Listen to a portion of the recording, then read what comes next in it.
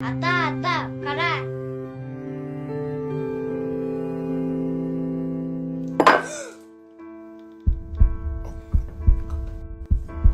Не болды?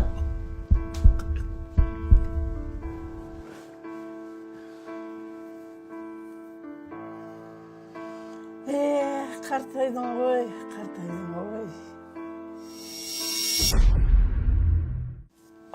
Не болды?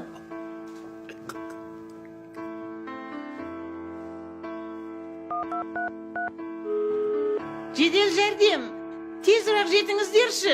Үйде үлкен кісі инсульт алып қалды. Бет әлпеттің қисаюы, аяқ қолдың әлсіреуі, тілдің күрмелуі. Бұл инсульт белгісі. Шұғыл түрде 103-ке хабарлас. Өмірді құтқар.